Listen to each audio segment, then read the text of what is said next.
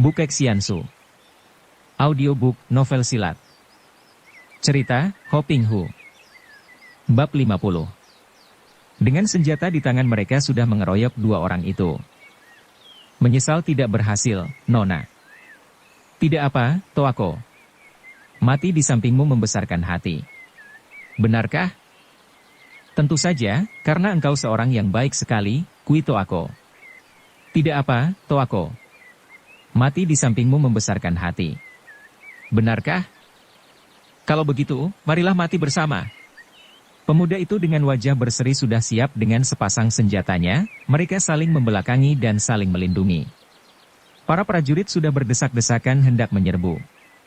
Tiba-tiba terdengar suara yang halus dan tenang, namun penuh wibawa. Harap cuy sekalian tidak menggerakkan senjata. Sungguh ajaib sekali.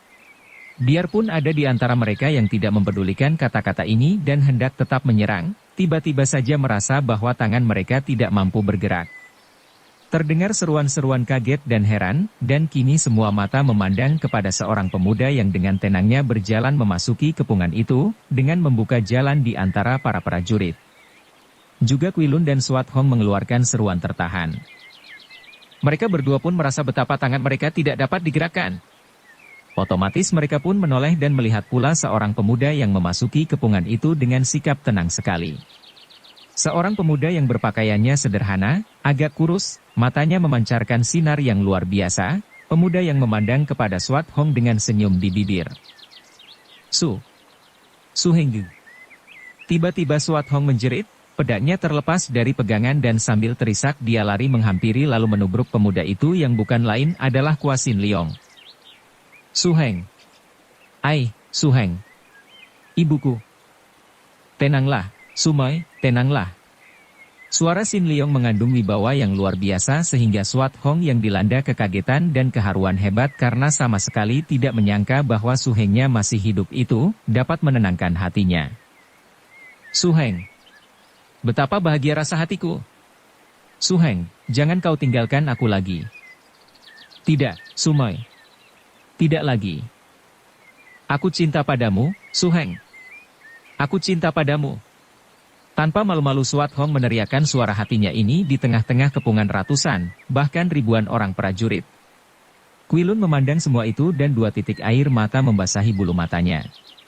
Dia merasa terharu, juga girang sekali, girang melihat kebahagiaan Swat Hong dan sekaligus dia teringat kepada Soan Chu. Dia pun sudah dapat bergerak, melangkah maju dan berkata, Kuatai Hiap, syukur bahwa engkau masih dalam keadaan selamat. Sungguh aku ikut merasa girang. Sin Leong tersenyum kepadanya. Kui Toako, engkau seorang sahabat yang baik. Simpanlah pedang dan kipasmu, tidak perlu melanjutkan pembunuhan yang tidak ada gunanya ini. Kuilun menurut, akan tetapi matanya memandang ragu dan sambil menyarungkan pedang dan menyimpan kipasnya, dia bertanya, akan tetapi. Mereka itu. Terdengar teriakan-teriakan dari para pengepung. Tangkap mata-mata musuh. Bunuh pemberontak. Tangkap pembunuh Bo Chiang Kun. Ribuan orang prajurit sudah bergerak lagi. Swat Hong memegang lengan Su Hengnya dan Kuilun juga mendekati Sin Leong. Betapapun juga, gentar dia menghadapi ribuan orang yang berteriak itu, apalagi dia tidak boleh melawan. Ketenangan Sin Leong membuat dia mencari perlindungan dekat pemuda ini. Sin Leong memegang lengan Sumoynya dan terdengarlah suaranya penuh kesabaran dan ketenangan yang wajar.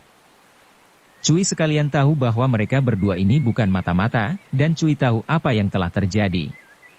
Maka harap Cui perkenankan kami pergi, kemudian sebaiknya melaporkan kepada Sri Baginda apa yang telah terjadi sehingga dapat diambil tindakan tepat, demi ketertiban. Suara ini demikian halus, akan tetapi mengatasi semua teriakan dan anehnya orang-orang itu tidak berteriak-teriak lagi. Kami hendak pergi sekarang. Sin Leong memegang lengan Swat Hong dengan tangan kanannya, memegang lengan Kuilun dengan tangan kiri, lalu menarik kedua orang itu keluar dari kepungan. Swat Hong dan Kuilun melangkah dengan bengong, merasa seperti dalam mimpi saja karena ketika mereka melangkah pergi melalui ribuan orang pasukan itu, tidak ada seorang pun di antara para prajurit yang mencoba untuk menghalangi mereka, bahkan ajaibnya, tidak ada seorang pun yang memandang mereka, seolah-olah para prajurit itu tidak melihat mereka. Dan memang begitulah. Para prajurit itu pun bengong ketika secara tiba-tiba setelah pemuda tampan halus itu berpamit, tiga orang itu tiba-tiba saja lenyap dari situ tanpa meninggalkan bekas. Setelah Xin Liong dan dua orang temannya pergi jauh, barulah gempar di tempat itu dan akhirnya Kaisar memperoleh laporan tentang semua peristiwa yang terjadi. Panglima Husin dikirim pulang dan pimpinan pasukannya diserahkan kepada Ahmed. Sementara itu, Xin Liong, Qilun dan Suat Hong pergi meninggalkan Sichuan. Ketika mereka tiba jauh dari daerah itu, mereka berhenti dan Suat Hong berkata, "Su Heng, mengapa kita meninggalkan Sichuan? Aku ingin sekali menjadi Sukarlawati, membantu Kaisar dan membasmi pemberontak yang telah mengakibatkan kematian ibu, kematian Soancu dan ayahnya, bahkan kematian kakek buyutku." Benar apa yang dikatakan Nona Suat Hong, Kuatai Hiap. Perjuangan menanti tenaga kita. Marilah kita bertiga membantu kerajaan membasmi pemberontak. Xin Liong menarik napas panjang, memegang tangan Sumoynya dan diajak duduk di atas rumput. Suat Hong duduk dekat Suhengnya dan memandang wajah Suhengnya dengan penuh kagum dan kasih sayang. "Kuito Ako, benarkah engkau tertarik dengan perang, dengan saling bunuh-membunuh antara manusia, antara bangsa sendiri itu? Betapa mengerikan, To Ako. Menggunakan ilmu silat untuk membela yang lemah, untuk menentang yang jahat masih dapat dimengerti dan masih mending. Akan tetapi bunuh-membunuh hanya untuk membela sekelompok manusia lain saling memperebutkan kemuliaan duniawi, sungguh patut disesalkan. Mereka itu hanya ingin mempergunakan orang lain demi mencapai cita-cita sendiri." "Ai, apa yang dikatakan Su Heng memang tepat, Kuito Ako. Ingat saja pengalamanku. Aku jauh-jauh datang untuk menjadi Sukarlawati, membantu mereka, akan tetapi belum apa-apa aku sudah akan dikorbankan demi untuk menyenangkan hati panglima asing itu." Suat Hong berkata kemudian dia menceritakan pengalamannya kepada Xin Liong, semenjak mereka berpisah dan dia ditolong oleh kakek buyutnya, sampai dia berpisah dari Qilun meninggalkan ibunya yang menghadapi maut. "Aku tidak berhasil mencari Suinio dan Toan Ki yang kutitipi pusaka-pusaka Pulau Es. Maka aku berniat membantu Kaisar sekaligus mencari mereka yang kurasa melarikan diri membawa pusaka-pusaka itu untuk mereka sendiri. Sungguh menggemaskan. Jangan tergesa-gesa berprasangka buruk terhadap orang lain, Sumai. Kelak kita memang harus mencari mereka dan meminta kembali pusaka-pusaka itu untuk kita bawa kembali ke Pulau Es." Qilun juga menceritakan riwayatnya semenjak dia berpisah dari Suat Hong. Kemudian mereka minta agar Xin Liong suka menceritakan riwayatnya. "Bagaimana engkau yang menurut cerita kakek buyut dilempar ke sumur ular dan ditutup dengan reruntuhan guha, dapat menyelamatkan diri, Su Heng? Dan selama ini engkau kemana saja?" Xin Liong tersenyum. "Aku memang nyaris tewas di sumur itu, akan tetapi memang agaknya belum tiba saatnya aku mati, maka batu mustika hijau kepunyaanmu ini telah menolongku, Sumoy." Xin Liong mengeluarkan mustika hijau itu. Suat Hong menerima batu itu dan menciumnya. "Terima kasih, kau telah menyelamatkan Su Heng," katanya girang. Xin Liong lalu menuturkan dengan singkat keadaannya selama 2 tahun di dalam sumur ular sampai dia berhasil keluar ketika sumur itu dibongkar oleh Han Buong dan orang-orang Kerdil. "Ah, ibunya yang mencelakanmu, anaknya yang tanpa sengaja menolongmu." Suat Hong berseru heran. "Lalu bagaimana kau bisa datang ke Sichuan dan menyelamatkan aku dan Kuito Ako?" "Mula-mula aku pergi ke kota raja dan mendengar betapa ibumu, juga Soancu telah tewas di sana, akan tetapi juga bahwa ibu tirimu Te Kuat Lin juga tewas pula. Karena aku menduga bahwa peristiwa itu tentu membuat engkau dimusuhi oleh para pemberontak, maka aku yakin bahwa kau tentu membantu Kaisar di Sichuan, maka aku segera menyusul ke sini dan kebetulan sekali melihat engkau dan Kuito Ako dikeroyok para prajurit." Xin Liong tidak memberitahukan bahwa sesungguhnya telah terjadi keajaiban pada dirinya sehingga seolah-olah dia tahu bahwa Sumoynya berada di Sichuan. Seolah-olah apa yang terjadi bukan merupakan rahasia lagi baginya. Tiba-tiba Qilun bertanya nada suaranya hati-hati dan penuh sungkan, "Kuatai Hiap, sejak dulu saya tahu bahwa Tai Hiap memiliki kepandaian luar biasa. Akan tetapi, tadi di sana seruan Tai Hiap membuat ribuan orang berhenti bergerak, bahkan aku pun tidak mampu bergerak. Kemudian, ketika kita pergi, terjadi keajaiban, seolah-olah mereka itu sama sekali tidak melihat kita pergi." Xin Liong hanya tersenyum dan mengangkat pundak tanpa menjawab. "Benar. Apa yang telah kau lakukan tadi, Su Heng?" Suat Hong juga bertanya. "Tidak apa-apa, Sumoy. Engkau pun melihat sendiri. Kita pergi dari mereka, dan karena tidak ada permusuhan atau kebencian di hatiku, tentu saja mereka pun tidak melakukan apa-apa. Swat Hong memang sejak dahulu sudah tahu akan keanehan watak Suhengnya dan kadang-kadang ucapan Suhengnya tidak dimengerti sama sekali, maka jawaban sederhana ini cukup baginya. Tidak demikian dengan Kui Lun. Pemuda ini menduga bahwa pemuda Pulau Es itu bukanlah manusia biasa, maka cepat dia berkata, "Kua Tai Hiap, jika Tai Hiap berkenan, saya mohon petunjuk." Sin Leong menoleh, memandang. Mereka bertemu pandang dan Sin Leong tersenyum lagi. "Kau sebaiknya pulang saja ke Pulau Kura-Kura, Kui Toako. Dan mengingat engkau suka sekali akan ilmu silat dan aku yakin bahwa engkau tidak akan menggunakan ilmu itu untuk berbuat jahat, maka mungkin aku dapat menambahkan sedikit tingkat ilmumu itu. Harap kau coba-coba mainkan pedang dan kipasmu itu sebaik mungkin." Bukan main girangnya hati Kui Lun. Dia menjura dengan hormat sambil mengucapkan terima kasih. Kemudian dia mencabut pedang dan kipasnya lalu bermain silat di depan Sin Leong dan Swat Hong. Seperti kita ketahui, dari kitab kuno Sin Leong memperoleh ilmu luar biasa, yaitu mengenal semua inti ilmu silat dari gerakan pertama saja. Maka setelah Kui Lun mainkan jurus-jurus simpanan yang paling lihai dan menghentikan permainan silatnya, Swat Hong bertepuk tangan memuji, sedangkan Sin Leong berkata, "Ada kelemahan-kelemahan di dalam beberapa jurusmu, Toako." Pemuda luar biasa ini lalu memberi petunjuk kepada Kui Lun yang menjadi terheran-heran, kagum dan girang sekali. Petunjuk-petunjuk itu merupakan penyempurnaan dari semua ilmu silatnya. Dia menerima dan melatih petunjuk-petunjuk ini dan demikianlah, sampai hampir sebulan lamanya, 3 orang ini melakukan perjalanan ke timur dan di sepanjang perjalanan, Kui Lun menerima petunjuk-petunjuk dari Sin Leong, bahkan Kui Lun menerima pelajaran latihan untuk menghimpun tenaga sinkang. Selama sebulan itu, Kui Lun memperoleh keyakinan bahwa pemuda Pulau Es ini benar-benar bukan seorang manusia biasa. Tidak tanduknya, bicaranya, pandang matanya, dan betapa pemuda itu dapat mengerti ilmu silatnya lebih sempurna daripada dia sendiri. Maka ketika tiba saatnya berpisah, dia tanpa ragu-ragu menjatuhkan diri berlutut di depan Sin Leong. "Harap jangan berlebihan, Kui Toako," kata Sin Leong. "Wah, Toako. Apa-apaan ini?" Swat Hong juga mencela.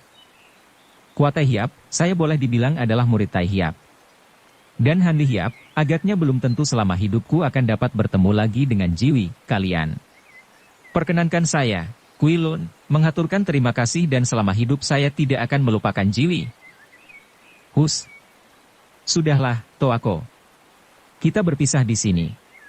Engkau ke selatan dan kami akan terus ke timur. Mari, Sumoy, kita lanjutkan perjalanan," kata Sin Long dengan suara tenang dan biasa saja, lalu mengajak Sumoynya pergi dari situ. Swat Hong beberapa kali menengok dan melihat Kui Lun masih berlutut dengan mata basah air mata. Dia pun terharu, akan tetapi tidak lagi merasa sengsara seperti ketika dia berpisah dari Kui Lun hampir 2 tahun yang lalu. Kini Sin Leong, Suhengnya, pria yang dicintainya, berada di sampingnya. Tidak ada lagi perkara apapun di dunia ini yang dapat menyusahkan hatinya lagi. Sudah terlalu lama kita meninggalkan Bu Suinio dan Lai Toan Ki, 2 orang muda yang dipercaya oleh Swat Hong untuk menyelamatkan pusaka-pusaka Pulau Es. Benarkah dugaan Swat Hong bahwa mereka itu bertindak curang, mengangkangi sendiri pusaka-pusaka yang secara kebetulan terjatuh ke tangan mereka itu? Sama sekali tidak demikian dan mari kita mengikuti perjalanan mereka semenjak mereka meninggalkan kota raja. Malam hari itu, mereka berhasil lolos keluar dari kota raja dan semalam suntuk terus melarikan diri ke barat. Pada keesokan harinya, dengan tubuh lesu dan lelah, mereka sudah tiba jauh dari kota raja dan selagi mereka hendak mengaso, tiba-tiba terdengar derap kaki kuda dari belakang. Mereka terkejut dan cepat menyelinap ke dalam semak-semak untuk bersembunyi. Akan tetapi, 4 orang yang menunggu kuda itu sudah melihat mereka dan begitu tiba di tempat itu, mereka meloncat turun, mencabut senjata dan seorang di antara mereka berseru, 2 orang pengkhianat rendah, keluarlah. Dari tempat persembunyian mereka, Suinio dan Toan Ki mengenal 4 orang itu. Mereka adalah bekas-bekas teman mereka ketika masih membantu An Lusan dahulu di masa perjuangan. Karena mengenal mereka dan tahu bahwa mereka itu adalah orang-orang Kang Ou yang dahulu juga membantu pemberontakan karena sakit hati kepada kelaliman Kaisar, Suinio dan Toan Ki meloncat keluar. Liam Toan Ki tersenyum memandang kepada kakek berusia 50 tahun yang memimpin rombongan 4 orang itu. Kakek ini bernama Tio Sek Bei, murid dari seorang tokoh Kangou kenamaan, yaitu Tian Tok Bong Sek Bin. Adapun 3 orang yang lain adalah orang-orang Kangou yang agaknya tunduk kepada Tio Sek Bei ini, namun menurut pengetahuan Toan Ki, kepandaian mereka tidaklah perlu dikhawatirkan. Hanya orang Shitio ini lihai. Tio tuaku, kita sama mengerti bahwa perjuangan kita hanya untuk menghalau Kaisar Lalim. Urusan kami di Istana Tekuatlin sama sekali tidak ada hubungannya dengan urusan perjuangan. Harap Toako tidak mencampuri urusan pribadi dan suka mengalah, membiarkan kami pergi dengan aman. Hahaha. Liam Toan Ki, enak saja kau bicara. Setelah berhasil memperoleh pusaka-pusaka keramat, mau lolos begitu saja dan melupakan teman. Kami berempat tentu akan menerima uluran tanganmu yang bersahabat kalau saja persahabatan itu kau buktikan dengan membagikan sebagian pusaka itu. Demikian banyaknya, buat apa bagi kalian? Membagi sedikit kepada kawan, sudah sepatutnya, haha. Tio Sek Bei berkata sambil menudingkan senjata toya di tangannya ke arah punggung Toan Ki, di mana terdapat buntalan pusaka yang dititipkan kepadanya oleh Swat Hong. Ya, sebaiknya bagi rata antara teman sendiri. Saudara Liam Toan Ki dan Nona Bu Suinyo, kata orang kedua sedangkan teman-temannya juga mengangguk setuju. Toan Ki terkejut. Mengertilah dia bahwa tentu 4 orang ini malam tadi ikut mengepung dan mereka mendengar penitipan pusaka itu oleh Swat Hong, maka mereka lalu diam-diam mengejar sampai di hutan ini. Saudara-saudara. Kalau kalian tahu bahwa ini adalah pusaka tentu kalian tahu pula bahwa ini bukanlah milikku, dan aku hanya dititipi saja dan tidak berhak membagi-bagikan kepada siapapun juga. Hahaha. Lagaknya. Siapa mau percaya omonganmu? Pusaka-pusaka dari Pulau Es yang hanya dikenal di dunia Kangou sebagai dalam dongeng telah berada di tangan kalian dan kalian benar-benar tidak menghendakinya? Bohong, kata Tio Sek Bei sambil tertawa mengejek. Bohong atau tidak? Apa yang dikatakan oleh Kikoko adalah tepat. Kami tidak akan membagi pusaka kepada kalian atau siapapun juga. Habis kalian mau apa? Bu Suinyo membentak sambil mencabut pedangnya. Haha, wah lagaknya. Kalau begitu, pusaka itu akan kami rampas dan kalian berdua, mati atau hidup, akan kami seret kembali ke kota raja, kata Tio Sek Bei sambil memutar toyanya, diikuti oleh 3 orang kawannya. Suinyo dan Toan Ki menggerakkan senjata dan melawan dengan mati-matian. Ilmu toya yang dimainkan oleh Tio Sek Bei amat hebat dan aneh karena dia adalah murid dari Tian Tok. Tian Tok, racun langit, terkenal sebagai seorang ahli racun dan sebagai pemuja tokoh dongeng Kauci Tian si Raja Monyet. Maka yang paling hebat di antara ilmu silatnya adalah ilmu silat toya panjang yang disebut Kim Kau Pang seperti senjata tokoh dongeng Kauci Tian sendiri. Muridnya ini, biarpun senjatanya toya, namun dimainkan dengan gerakan yang amat aneh dan sebentar saja Toan Ki sudah terdesak olehnya. Namun, Liam Toan Ki adalah seorang murid Hawa Sanpai yang memiliki dasar ilmu yang bersih dan kuat. Selain itu, dia sudah mempunyai banyak pengalaman, bahkan tidak ada yang tahu bahwa dia adalah murid Hoa Sanpai karena selain dia tidak pernah mengaku karena takut membawa-bawa nama Hoa Sanpai dengan pemberontakan, juga ilmu silatnya sudah dia campur dengan ilmu silat lain sehingga tidak kentara benar. Dengan gerakan pedang yang indah dan cepat, dia dapat menjaga diri dari desakan toya di tangan Tio Sek Bei. Di lain pihak, Suinyo yang menghadapi pengeroyokan 3 orang itu, tidak mengalami banyak kesulitan. Wanita muda ini pernah digembleng oleh Tekuatlin, sedikit banyaknya telah mewarisi ilmu yang dahsyat dari wanita itu, maka kini dikeroyok oleh 3 orang lawan yang tingkatnya di bawah dia, tentu saja dia dengan mudah dapat mempermainkan mereka. Terdengar Suinyo mengeluarkan suara melengking berturut-turut seperti yang biasa dikeluarkan oleh Tekuatlin, dan 3 orang lawannya roboh berturut-turut dan terluka parah, tidak mampu melawan lagi. Sambil melengking keras, Suinyo meloncat dan membantu kekasihnya yang terdesak oleh toya Tio Sek Bei. Cering! Trang! Suinyo terhuyung, akan tetapi Tio Sek Bei merasa betapa telapak tangannya panas. Liam Toan Ki tidak menyia-nyiakan kesempatan itu, menubruk maju dan memutar pedangnya kemudian dibantu oleh kekasihnya dia terus mendesak sehingga permainan toya dari murid Tian Tok itu menjadi kacau. Akhirnya, 30 jurus kemudian, robohlah Tio Sek Bei, lengan kanannya terbacok dan terluka parah, juga pundak kirinya terobek ujung pedang Suinyo. Lekas! Kita pakai kuda mereka! Liam Toanki berkata kepada kekasihnya. Suinio menyambar kendali 2 ekor kuda terbaik, sedangkan Toanki lalu mencambuk 2 ekor kuda yang lain sehingga binatang-binatang itu kabur ketakutan. Kemudian mereka meloncat ke atas punggung kuda rampasan itu dan membalapkan kuda meninggalkan tempat itu. Mestinya mereka itu dibunuh, akan tetapi aku tidak tega melakukannya, kata Toanki. Benar, belum tentu mereka itu jahat. Moi, berhenti dulu, tiba-tiba Toanki berkata. Suinio menahan kudanya dan melihat kekasihnya seperti orang bingung. Ada apakah? Tidak baik kalau kita menuruti permintaan Nona Han Swat Hong pergi ke awan merah. Bu Suinio mengerutkan alisnya dan memandang kepada kekasihnya dengan penuh selidik. Selama ini, dia selain mencinta, juga kagum dan percaya penuh kepada kekasihnya yang dianggapnya seorang pria yang gagah perkasa dan patut dibanggakan. Akan tetapi sekarang dia memandang penuh curiga. Jangan-jangan kekasihnya juga ketularan penyakit seperti 4 orang tadi, menginginkan pusaka Pulau Es. Biarpun dia sendiri belum pernah membuka-buka pusaka-pusaka itu, namun dia maklum bahwa pusaka-pusaka Pulau Es yang berada di tangan gurunya adalah pusaka yang tak ternilai harganya, benda keramat yang tentu mengandung ilmu-ilmu mujizat. Koko, apa? Apa maksudmu? Mendengar nada suara kekasihnya, Toanki mengangkat muka memandang. Mereka bertemu pandang dan Toanki tersenyum, memegang tangan kekasihnya dan mencium tangan itu. Ih! Kau berdosa padaku, memandang penuh curiga seperti itu, katanya tertawa. Tidak, Moi, tidak ada pikiran yang bukan-bukan di dalam hatiku. Aku hanya teringat akan bahaya besar kalau kita ke awan merah.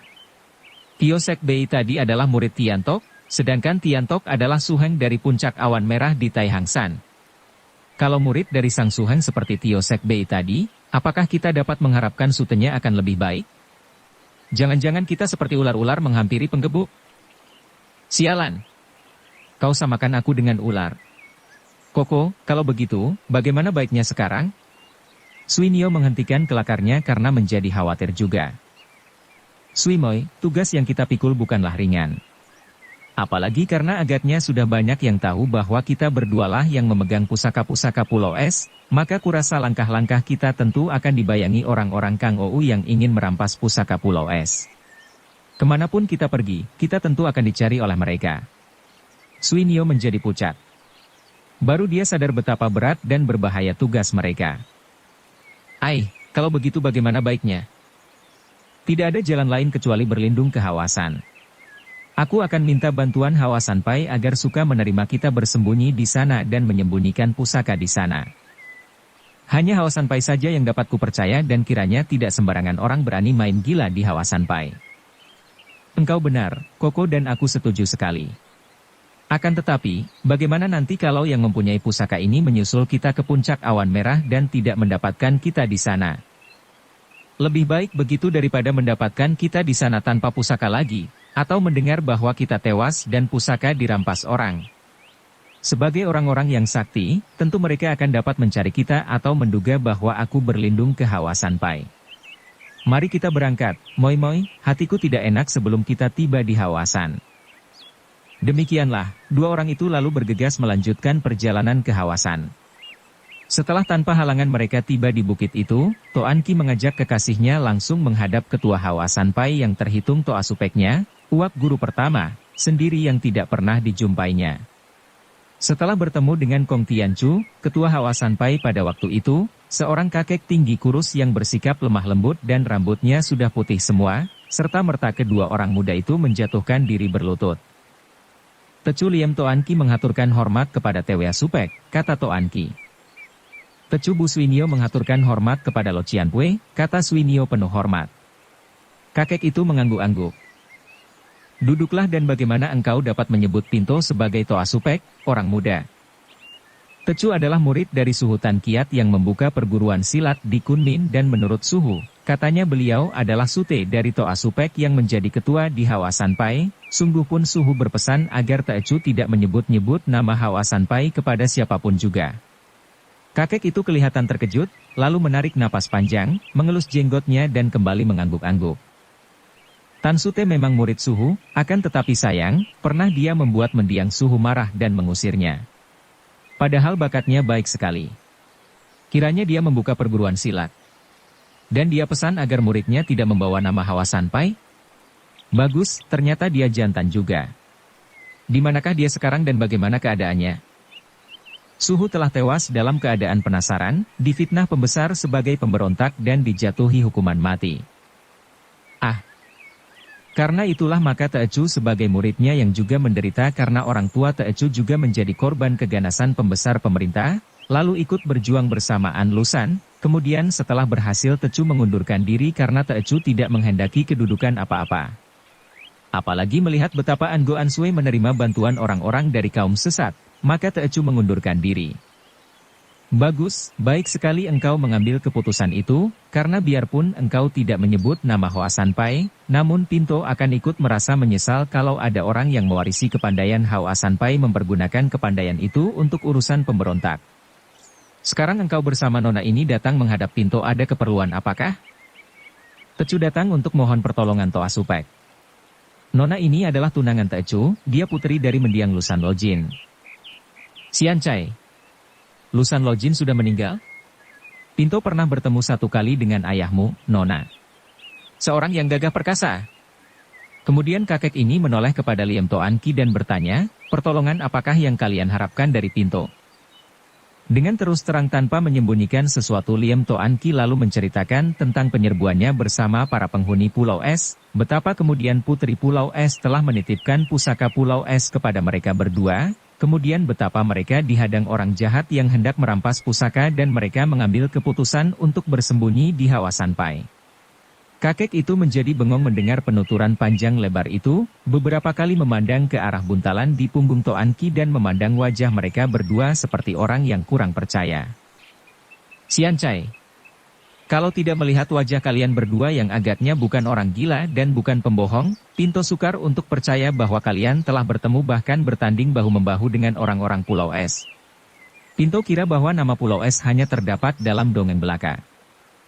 Karena Teochew yakin bahwa tentu orang-orang di dunia Kangou akan saling berebut untuk merampas pusaka-pusaka ini, maka Teochew berdua mengambil keputusan untuk berlindung di Hawa Sanpai sampai yang berhak atas pusaka-pusaka itu datang mengambilnya. Sampai lama kakek itu termenung dan menundukkan kepalanya, dipandang dengan hati gelisah dan tegang oleh Toan Ki dan Suinio. Akhirnya kakek itu mengangkat mukanya memandang dan berkata, suaranya bersungguh-sungguh. Selamanya Hawa Sanpai menjaga nama dan kehormatan sebagai partai orang-orang gagah. Entah berapa banyak anak murid Hawa Sanpai tewas dalam mempertahankan kebenaran dan keadilan, bahkan ada pula yang tewas tanpa Pinto ketahui apa sebabnya dan di mana tewasnya seperti Keesan Mohan, 5 orang murid Pinto yang dahulu bertugas melindungi Sintong. Ai! Tiba-tiba Suinio mengeluarkan teriakan tertahan dan ketika kakek itu memandang kepadanya, dia cepat berkata, Mendiang Subo adalah bekas Ratu Pulau Es yang menyeleweng dan bersekutu dengan Kiam Mo Chai Lilioksi memberontak kepada pemerintah. Bersambung ke bab 51. Dukung kami dengan subscribe, follow, like, komen dan share. Terima kasih.